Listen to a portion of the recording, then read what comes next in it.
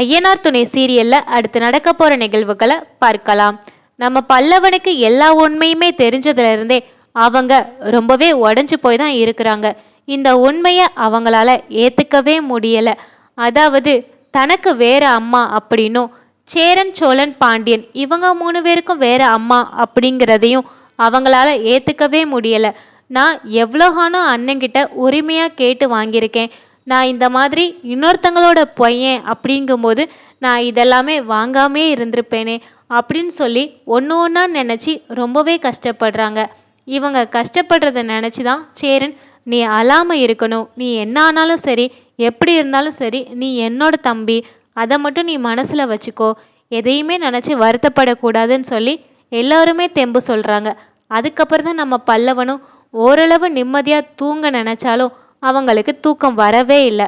அப்போ பல்லவன் மனசுக்குள்ளே நினைக்கிறாங்க, நான் அவங்களுக்கு எவ்வளவோ தொந்தரவு கொடுத்துருக்கேன், எவ்வளவோ சேட்டை பண்ணியிருக்கேன், அவங்கக்கிட்ட இது வேணும் அது வேணும்னு அடம்பிடிச்சு வாங்கி கேட்டிருக்கேன். ஆனால் அப்படி இருந்துமே அவங்க சொந்த தம்பியாக தான் என்னையை நினச்சாங்க. இருந்தாலும் எனக்கு இது எல்லாமே குற்ற உணர்ச்சியாக இருக்குது. அவங்க தம்பி நான் இல்லை அப்படி தானே அப்படின்னு சொல்லி மனசுக்குள்ளேயே நினைக்கிறாங்க. நினச்சி ரொம்பவே வருத்தப்படுறாங்க. இதை சேரனும் கவனிக்க தான் செய்கிறாங்க. சேரன் உடனே பல்லவன் கிட்ட வந்து, டே எதுவுமே நினைக்காத, நீ நல்லபடியாக தூங்கு, காலையில் பார்த்துக்கலாம் எதாக இருந்தாலும் அப்படின்னு சொல்லி அமைதிப்படுத்துகிறாங்க. பல்லவனை தூங்கவும் வைக்கிறாங்க. பல்லவனும் எதுவுமே யோசிக்காமல் அண்ணங்களோட முகத்தை பார்த்துக்கிட்டே தூங்குறாங்க. தூங்கி எந்திரிச்சு காலையில் எல்லாருமே வேலைக்கு கிளம்புறாங்க. சேர சோழ பாண்டியன் 3 பேருமே வேலைக்கு கிளம்புறாங்க. நம்ம பல்லவன் காலேஜ் கிளம்புறான்.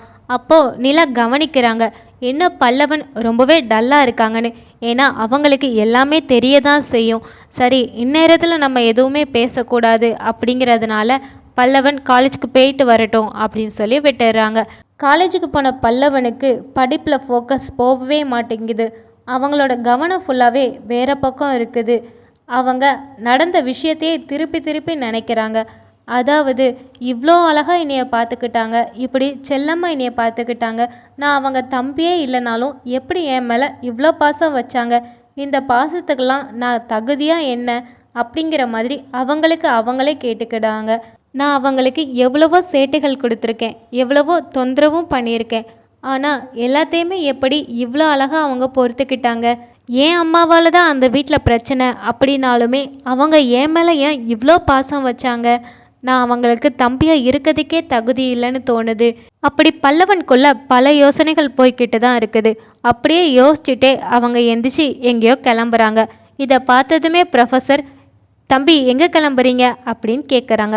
அதுக்கு பல்லவன், இல்லை சார், எனக்கு கொஞ்சம் தலைவலியாக இருக்குது, நான் நாளைக்கு கிளாஸ் வரேன் அப்படின்னு சொல்லிட்டு கிளம்புறாங்க.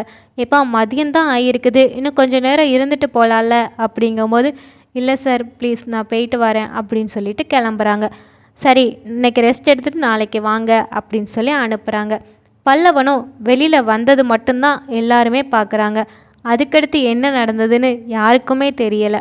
இதை பார்க்கும்போது பல்லவன் ஏதோ தவறான முடிவை எடுத்துருவாங்களோன்னு கொஞ்சம் பயமாக தான் இருக்குது. சரி, உங்களுக்கு என்ன தோணுதுன்னு கமெண்ட்டில் சொல்லுங்கள். இந்த வீடியோ பிடிச்சிருந்தால் லைக் பண்ணுங்கள். தொடர்ந்து இந்த மாதிரி வீடியோக்களை பார்க்க நம்ம சேனலை சப்ஸ்கிரைப் பண்ணுங்கள்.